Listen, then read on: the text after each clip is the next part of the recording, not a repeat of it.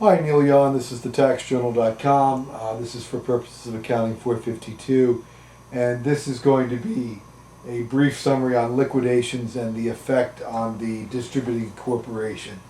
And by that, let's go right to it. When I reference 336, I am talking that section of the code, and that is referencing where a corporation recognizes gain or loss on a complete liquidation on the distribution of property to its shareholders. And in many ways, you should think of it in this context as if the property is ultimately sold.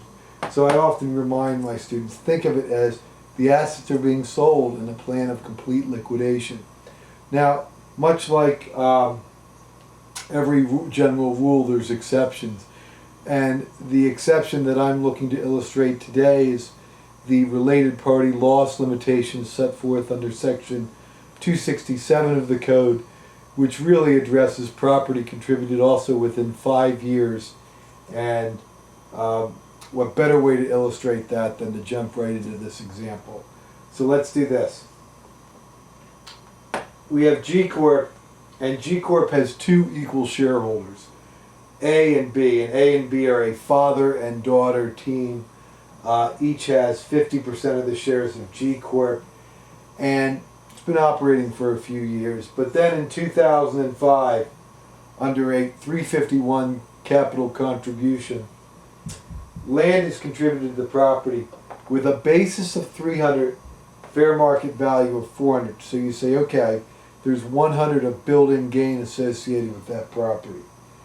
Then you say, okay, in 2007, G Corp goes into a complete plan of liquidation and is going to be distributing the assets of the corporation.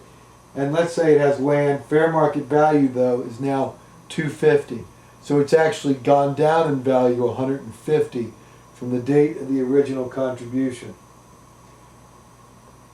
If the land is even distributed at 250 by way of its fair market value, there's a loss of 50.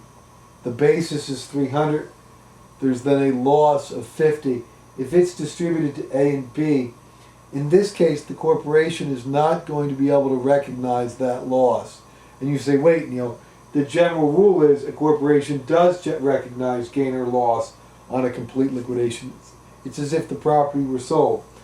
The kicker in this case is look at the date. In 2005, this property was contributed to the corporation. Under section 267 of the code and the rules governing the related party loss limitations, those rules come into play where we're dealing with related parties. Who are the related parties?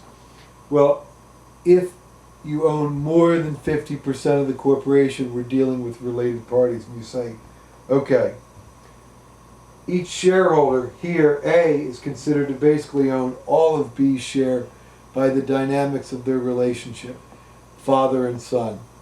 So with that, A is deemed to own 100% of G Corp.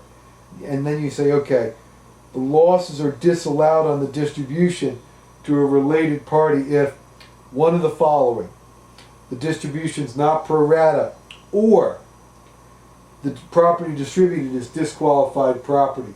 And in this case, we're dealing with disqualified property because it's been acquired by the liquidating corporation in a capital transaction during any 5-year period before the date of the distribution. And you say, okay, 5 years. If we go back from 2007 and stretch back to 2005, it wasn't a lost property at the time it was contributed. That does not matter. Even though the property may have had built-in gain at the time it was contributed, the fact that it is lost property at 2007 at the time of the plan of liquidation, and we have related parties, it's within the 5 years, the loss will be disallowed at the corporate level. Now, there's another set of rules on what we'll call the anti-stuffing rules, and that's a 2-year, any property contributed within 2 years. Don't confuse the anti-stuffing rules with the related party loss limitations. That's a separate illustration, but there's two things to note on the anti-stuffing rule. A presumption if it's within 2, this is 5 years, and this is disqualified property. So with that brief illustration of 336 and one of the exceptions, that being the related party loss limitations. Thank you.